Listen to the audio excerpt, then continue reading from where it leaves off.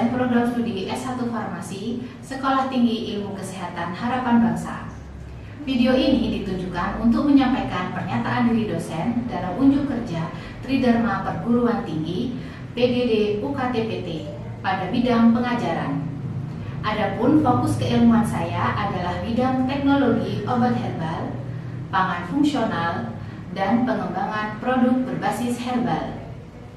Bidang keilmuan tersebut saya implementasikan dalam proses pembelajaran melalui mata kuliah yang saya ampu, yaitu Teknologi Obat Herbal 2 dengan kode FAHB 1645 dengan bobot 2 SKS yang ditunjukkan pada mahasiswa semester 5. Mata kuliah ini diselenggarakan sebanyak 16 kali pertemuan tatap muka dengan rincian 14 kali materi dan 2 kali pertemuan untuk ujian tengah semester dan ujian akhir semester. Melalui mata kuliah ini, mahasiswa dibekali pemahaman mengenai berbagai aspek dalam pengembangan obat herbal, meliputi proses praformulasi, formulasi ekstrak menjadi sediaan obat herbal, evaluasi kualitas produk, serta analisis mutu. Adapun capaian pembelajaran lulusan atau CPL Prodi pada mata kuliah ini adalah KU4 tentang kemampuan mengkaji implementasi ilmu pengetahuan teknologi, KK1 tentang kemampuan mengidentifikasi dan menyelesaikan masalah terkait obat berdasarkan analisis informasi dan data. Sedangkan capaian pembelajaran mata kuliah atau CPMK yang diharapkan pada mata kuliah ini adalah CPMK 1, mahasiswa mampu menjelaskan praformulasi dan ekstraksi dalam pembuatan obat herbal secara tepat. CPMK 2, mahasiswa mampu menjelaskan prinsip standarisasi simplisia, ekstrak, dan produk herbal. CPMK 3, mahasiswa mampu menganalisis parameter mutu bahan, baik parameter spesifik maupun non-spesifik. CPMK 4, mahasiswa mampu memahami prinsip pengujian keamanan produk herbal berbasis bahan alam. Sedangkan sub CPMK pada topik kali ini yaitu mahasiswa mampu menganalisis metode pengujian keamanan produk herbal dan hasil uji toksisitas akut bahan alam. Sementara itu, materi pembelajaran pada mata kuliah ini meliputi 1. Standarisasi dan praformulasi bahan alam, 2. Formulasi dan stabilitas sediaan herbal, 3. Analisis lanjut dan deteksi BKO, 4. Toksisitas keamanan dan regulasi CPOTB. Dalam kegiatan pembelajaran ini, saya mengintegrasikan hasil penelitian. Salah satu penelitian yang saya integrasikan dalam pembelajaran ini adalah penelitian saya mengenai uji toksisitas akut pada tempe korokrato dengan penambahan kunyit terhadap parameter hepar mencit. Selain itu, mata kuliah ini menggunakan referensi dari BPOM, Kementerian Kesehatan, dan para ahli lainnya. Tujuannya untuk menambah kebaharuan ilmu pengetahuan tentang teknologi obat herbal. Dalam pembelajaran ini, metode perkuliahan disampaikan dengan DIA, Delivery Interaction Assessment, meliputi ceramah interaktif, tanya jawab, 2 arah, serta analisis studi kasus. Pembelajaran ini dirancang dengan yang berpusat pada mahasiswa melalui metode case-based learning. Melalui metode ini, mahasiswa diberikan permasalahan nyata yang berkaitan dengan pengembangan produk herbal. Kemudian, mahasiswa diarahkan untuk melakukan analisis, berdiskusi, dan menyusun solusi. Dalam evaluasi pembelajaran, penilaian dilakukan berdasarkan indikator kemampuan mahasiswa. Dalam hasil belajar meliputi UTS sebesar 20%, UAS sebesar 30%, sikap sebesar 10%, kehadiran sebesar 10%, tugas sebesar 20%, kuis sebesar 10%. Indikator penilaian dirancang secara spesifik dan terukur untuk melihat kemampuan mahasiswa dalam memahami seluruh materi pembelajaran. Demikian perkenalan singkat dari saya. Berikut video pembelajaran dengan mata kuliah Teknologi Obat Herbal 2 pada pertemuan kelima dengan topik standarisasi dan pengujian keamanan produk herbal berbasis bahan alam. Assalamualaikum warahmatullahi wabarakatuh. Waalaikumsalam warahmatullahi wabarakatuh. Hari ini teman-teman semuanya kembali lagi ya kita di mata kuliah Teknologi Obat Herbal 2. Dengan topik hari ini kita akan mempelajari standarisasi pengujian keamanan produk herbal. Jadi kan sebelumnya kita belajar tentang formulasi ya. Formulasi apa itu persiapan tentang produk herbal sendiri ya untuk menyiapkan obat herbal yang terstandarisasi. Oke. Nah, ini kita recall dulu ya. Kita recall dulu yang kemarin sudah kita pelajari ya tentang proses pembuatan obat dari bahan alam. Nah, ini contohnya dari produk batu angin ya. Ini produk persediaan serum herbal. Nah, kemarin kan kita belajar ya tentang bahan baku dari ekstraksi sampai kemudian proses ya pemurnian ya di sini. Nah, ini nanti salah satunya kemarin kita belajar tentang produk formulasi ini. Hari ini kita akan belajar tentang bagaimana untuk menciptakan standar yang tepat ya, untuk menciptakan satu produk ini yang layak di pasaran, yang punya efektivitas yang benar-benar sudah teruji. Ya, jadi ada namanya standarisasinya ya. Nah, kemudian kemarin kita juga belajar tentang alur pembuatan obat bahan alam ya. Salah satunya di sini kita harus ada persiapan simplifikasi. Jadi teman-teman waktu itu belajar farmakologi ya, pernah kan belajar farmakologi. Nah, di sini kan kita juga belajar tentang bagaimana simplisia yang tepat ya. Tidak hanya simplisianya udah kita dapatkan dari petani, kemudian itu sudah misalnya kunyit atau jahe. Nah, itu kita ada standarisasi yang khusus ya. Kemudian setelah itu kita persiapan ekstrak ya, kemudian isolat krut, kemudian ada formulasi yang tepat hari ini. Nah, ini kemarin kita belajar tentang formulasi. Nah, hari ini kita belajar bagaimana mempersiapkan standarnya sesuai dengan standar yang dibutuhkan ya, diedarkan. Oke, pada mata kuliah hari ini ya, capaian pembelajaran yang ingin kita dapatkan teman-teman semua adalah teman-teman mampu mempelajari atau memahami konsep dengan standarisasi bahan alam secara komprehensif. Kemudian teman-teman juga di sini harapannya mampu mengidentifikasi parameter mutu, simplisia dan ekstrak herbal, dan kemudian memahami prinsip dasarnya. Cakupan materi hari ini ya kita belajar tentang karakteristik bahan alamnya, bahan alam apa aja ya. Itu kan kemarin kita sudah ini ya persiapan simplisia ya. Kemudian metode ekstraksi. Nah, ekstraksi apa saja yang tepat? Kan ada metode yang beda ya. Ekstraksi dalam maserasi dan formulasi dan lain-lain. Kemudian analisis mutu sediaan. Nah, ini kita belajar dari sini ya, analisis mutu dan aspek regulasi obat tradisional. Jadi sebelum dia masuk tuh obat herbal itu layak diedarkan dan juga harus ada pengujian standarisasi ya.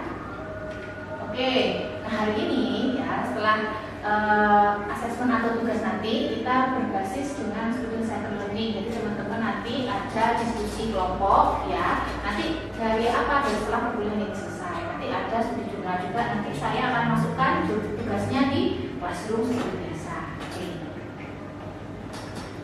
Nah, mengapa produk herbal perlu distandarisasi? Nah ini, jadi kenapa? Salah satunya tanaman herbal itu memang perlu perlu distandarisasi karena visibilitas itu tinggi ya. Jadi satu daerah ya, misalnya di daerah sini Kaliwates sama di daerah misalnya di daerah Ambulu berbeda, misalnya tanah dan rumusnya juga berbeda. Jadi harus standarisasi gitu ya. Kemudian petaninya bagaimana cara mengolahnya. Nah, itu dari bahan baku. Nah, kemudian bahan aktifnya juga belum tentu. Misalnya jahe yang ada di daerah Ambulu misalnya atau di daerah Kabupaten Situbondo berbeda misalnya zat aktifnya, kandungannya, berapa banyak. Nah, itu juga harus kita perlu standarisasi nih, berapa yang pas untuk digunakan dalam formulasi obat herbal standar gitu ya.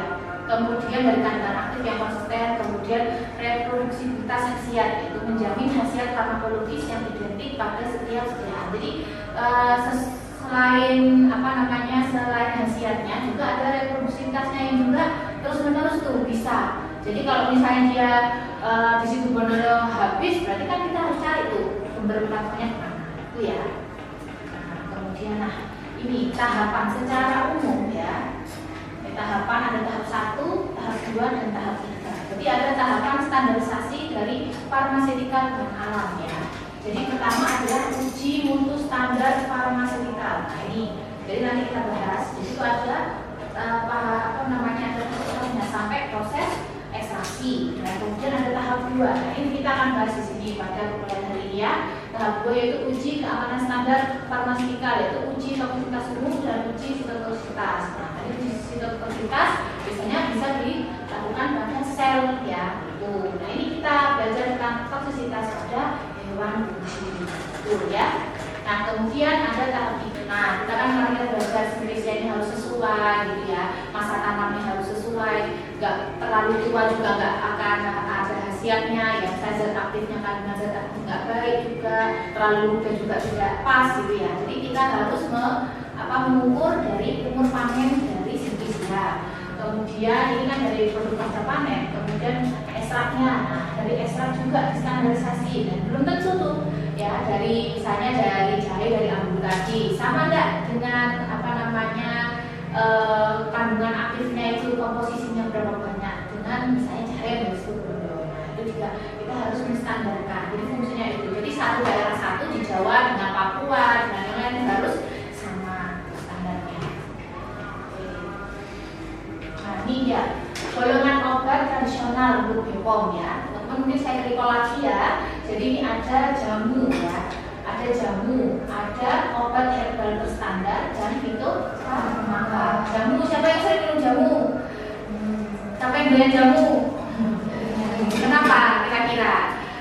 Ya jamu ini, kalau jamu ini kan sifatnya turun temurun, jadi dari kakek, nenek, buyut kita dulu sudah menggunakan ini. Jadi dia itu termasuk sediaan jamu ini termasuk golongan obat tradisional yang sifatnya empiris ya, turun temurun. Jadi dia tidak bisa distandarkan gitu. Jadi belum tentu misalnya penjual jamu A dengan penjual jamu B, penjual jamu Jember di penjual jamu di Banyuwangi, kemudian penjual jamu di Bali misalnya ya, boleh kalau namanya di Bali ya, itu kan belum tentu gitu, tidak bisa distandarkan karena sifatnya turun temurun. Jadi setiap daerah punya ciri khasnya sendiri. Nah, fungsinya apa? Kemudian obat herbal berstandar. Nah, kalau obat herbal berstandar dia harus melalui uji ilmiah ya, uji praklinis. Nah, hewan coba. Ini kita bahas di sini ya. Kemudian bahan baku simplisianya juga harus distandarisasi ketat ya dan sesuai dengan CPOC ya. Kalau fitofarmaka, nah fitofarmaka ini naik tingkat lagi ya. Dari ini obat herbal standar hanya untuk praklinik, kalau ini sudah pakai fase klinis pada manusia. Jadi fase 1 sampai 4 dan sediaannya juga sudah harus disiapkan gitu ya. Jadi nanti kita fokusnya kita ke obat herbal standar. Nah ini logo-logonya ya, teman-teman juga bisa diingat-ingat nanti ya. Jadi nanti ketemu lagi ya. Jadi di pelajaran yang lain nanti juga akan ketemu nih. Nah, ini logo jamu, ini obat herbal standar ya. Ini fitofarmaka. Jadi bintangnya lebih banyak ya, lebih bintangnya. Oke. Kemudian parameter standarisasi mutu ya, parameter standarisasi mutu. Nah ini ada parameter spesifik, non spesifik dan faktor penentu OKK. Jadi ada beberapa ini parameternya di sini ya. Jadi kalau parameter spesifik kita bisa lihat di sini. Nah itu dia berdasarkan kadar senyawa larutnya. Jadi dia harus dites dulu tuh. Jadi kadar senyawa larutnya atau tidak. Nah itu pada pengujian yang spesifik. Kalau non spesifik ya lebih kepada uji fisik ya. Lalu uji fisik misalnya kadar airnya, organiknya itu dia seperti di uji non spesifik. Oke. Nah fungsinya juga berbeda ya tujuannya. Nah kemudian nih peran vital dari senyawa marker. Nah selain tadi parameter non spesifik dan parameter non spesifik dan spesifik, ada juga namanya peran vital dari senyawa marker. Ya, senyawa marker itu apa Bu? Jadi teman-teman misalnya mau mengetahui ini contohnya dari kunyit ya. Kunyit Bu, kunyit itu biasanya kunyit itu kan punya konsistensi dan khasiat sendiri. Kita mau apa sih? kurkumin ya, kurkumin di situ. Nah, salah satunya kita pengen tahu tuh kurkumin itu ada nggak di bahan tertentu, misalnya yang mengandung misalnya kunyit ya, bahan olahan. Nah, itu ada nggak parameternya, seberapa banyak sih kurkumin yang ada di bahan tersebut misalnya ada obat sediaan bentuk gitu ya, dia klaimnya ada kunyitnya. Nah, kita untuk kurkuminnya dia seberapa banyak. Nah, ini kurkuminnya ada vital senyawa marker di sini untuk mengetahui itu standar berapa banyak ya senyawa aktif kurkumin di situ dalam kunyit misalnya ya. Oke. Kemudian ini setelah itu dari senyawa marker. Nah, ini yang penting dalam obat herbal standar yaitu protokol evaluasi keamanan, yaitu uji toksisitas ya. Jadi uji toksisitas yang dilakukan secara umum ya, nanti belajar lagi di farmakologi dan toksikologi. Nah, di obat herbal juga di sini ada toksisitas umum dan uji toksisitas spesifik. Apa Bu perbedaannya di sini ya? Jadi di sini ada toksisitas umum ya, ini biasanya digunakan pada pembuatan obat herbal standar. Ini cukup ya. Kalau itu obat herbal standar, kalau itu farmaka dia masuk ke uji spesifik. Bedanya itu farmaka. Kalau untuk obat herbal standar kita perlu ini nih, toksisitas akut, toksisitas subakut, dan toksisitas kronik ya gitu. Nah, toksisitas akut di sini. Nah, kalau toksisitas akut di sini adalah dia menggunakan dosis tunggal. Ya, dosis tunggalnya itu bertingkat selama 24 jam sampai 14 hari. Jadi nggak sampai lama-lama. Gitu. Kalau toksisitas akut. Kalau toksisitas subakut, nah, waktunya untuk pengujian hewan uji itu lebih lama, bisa sampai 2 bulan, 2 bulan, 3 bulan. Nah, kalau toksisitas kronik baru dia lebih dari 6 bulan. Kita ingin tahu tuh hewan sebelum kita gunakan atau uji dijual misalnya ya obat herbal standar tersebut. Nah, itu selama 6 bulan itu ada perubahan enggak dari perubahan tikus gitu ya. Nah, itu nanti kita ada parameter-parameter apa saja gitu. Nanti itu dilihat. Tapi biasanya uji pertama dilakukan aja toksisitas akut. Oke. Kriteria pengembangan fitofarmaka ya, ini fitofarmaka. Tadi kan fitofarmaka pakai uji toksisitas spesifik ya. Kalau di pengembangan fitofarmaka, nah dia harus ini. Kenapa dia lebih ribet ya sama uji preklinis 1 sampai 4? Karena yaitu probabilitasnya tinggi, harus ada dukungan data empirisnya ya, keberhasilan jangka panjangnya terus diuji. Jadi kalau misalnya itu sudah dipatenkan, nah, itu salah satunya obat fitofarmaka. Ada yang tahu contoh obat fitofarmaka apa? Yang paling mudah itu Stimuno ya. Stimuno itu termasuk salah satu yang dipatenkan. Jadi salah satu karena data empirisnya sudah sangat banyak ya. Kemudian alternatif terapi langka dan etika protokolnya juga harus divalidasi oleh komite etik gitu ya. Jadi nggak bisa tuh kita menggunakan hewan uji ya, hewan uji apapun misalnya hewan maupun manusia itu harus ada uji etik yang harus diloloskan oleh Kemenkes. Ya, nanti kalau teman-teman mau melakukan uji toksisitas akut, nah harus pakai uji etik, gitu ya. Nah ini salah satunya contoh dari integrasi dari jurnal ya, dari penelitian. Misalnya ini dari uji toksisitas, ini contoh ya, kita bahas dari uji toksisitas akut.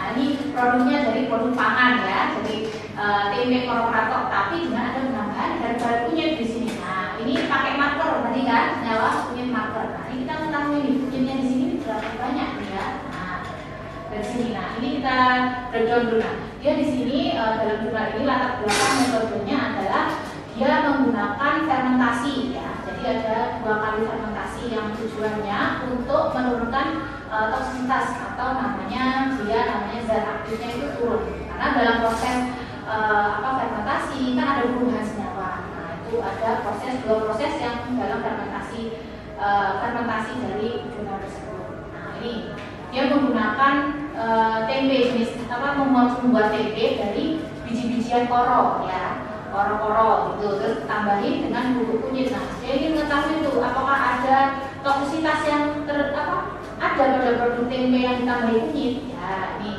dengan beberapa metode yang digunakan ya. Di sini ada uji toksisitas, kita menggunakan uji toksisitas akut ya. Ini toksisitas akut. Tadi toksisitas akutnya 14. Oke, tadi sebelum kita lanjut ya, ini kan kita tadi produknya tempe. Nah, tadi saya jelaskan tentang ada namanya standar ya, standar tentang parameter spesifik dan non spesifik. Nah, ini dalam produk herbal. Nah, ini juga salah satunya harus diuji dulu nih dari tempe misalnya, tempe koropatok misalnya ya. Nah, kira-kira teman-teman tahu nggak perbedaan tadi uji non spesifik dan spesifik apa?